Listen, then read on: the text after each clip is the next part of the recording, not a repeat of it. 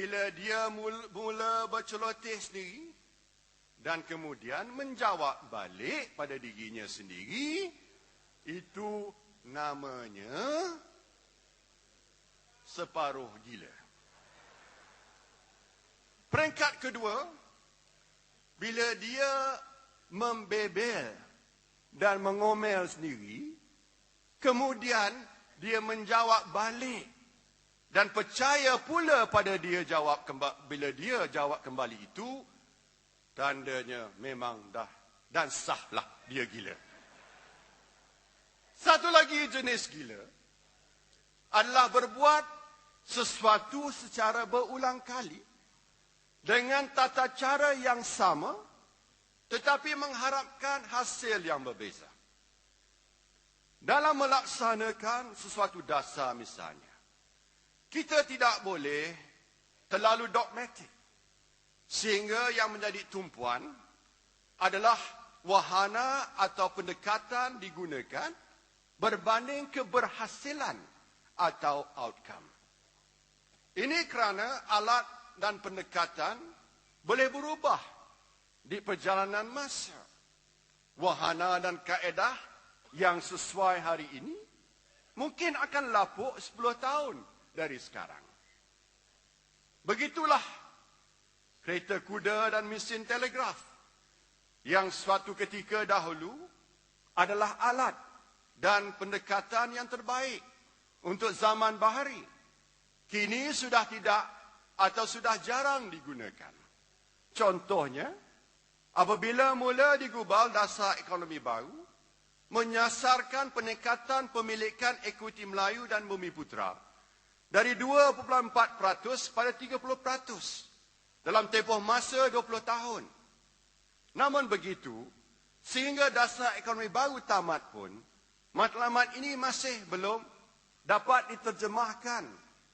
Pemilikan ekuiti orang Melayu dan Bumiputera hanya mencapai kira-kira 19% saja.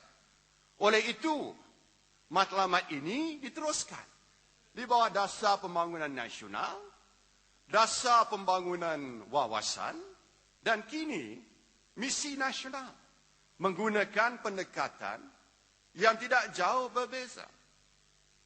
Namun, masa berlalu menyaksikan ekonomi Malaysia berubah haluan dan bergantung kepada pelaburan asing serta hasil ekspor. Manakala ekonomi negara kita kini lebih terbuka dan mudah terkesan dengan perkembangan ekonomi global.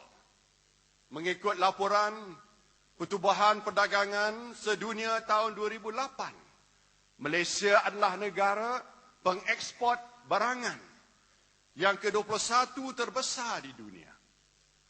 Hakikatnya, cabaran ekonomi masa depan yang menanti kita lebih rumit dan hebat. Lanskap ekonomi dunia juga sudah berubah. Formula semalam belum tentu lagi masih mujarab. Jika dalam tempoh hampir 4 dekad, kita gagal mencapai matlamat dengan menggunakan kaedah yang sama, bukanlah sudah sampai masanya kita memikirkan strategi baru yang lebih relevan dengan masa dan zaman untuk mencapai cita-cita yang diimpikan. Berikutanlah hal ini, orang-orang Melayu perlu sedar bahawa salah satu sebab yang memungkinkan kejayaan besar, kejayaan dasar ekonomi baru ialah kerana ia dilaksanakan di tengah-tengah pertumbuhan ekonomi yang mampan.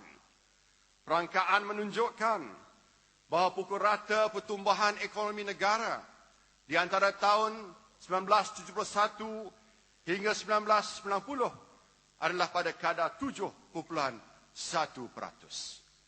Justru menyedari perimustahaknya pertumbuhan ekonomi, apabila Malaysia menghadapi kemelesetan pada pertengahan 80-an akibat kejatuhan harga komoditi dunia, kepimpinan UMNO dan negara ketika itu mengambil tindakan di luar kotak kelaziman.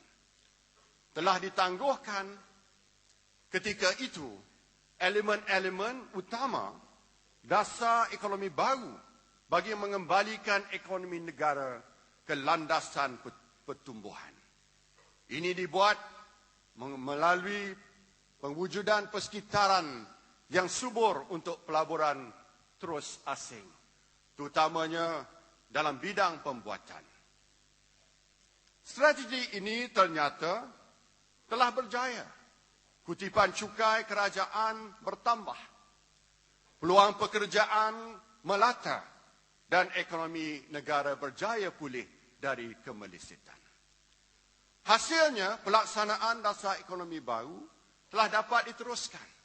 Bersandarkan faktor inilah, maka kerajaan hari ini telah mula meliberalisasikan sektor-sektor tertentu di samping melihat semula dengan komprehensif cara penciptaan dan pegangan kekayaan Melayu dan Bumiputera agar ianya lebih mampan serta lebih bermakna. Tuan-tuan dan puan-puan sidang perwakilan sekalian, di sudut lain, bukan saja UMNO yang harus berubah dan melakukan proses transformasi ke arah kebaikan. Generasi pewaris negara yang terlebih penting adalah orang-orang Melayu seluruhnya perlu berubah corak pemikirannya. Hari ini kita melihat bagaimana produk tindakan afirmatif serta dasar ekonomi baru begitu gah dan bangga mendabik dada bahawa mereka tidak perlu lagi topang dan sangga. Katanya,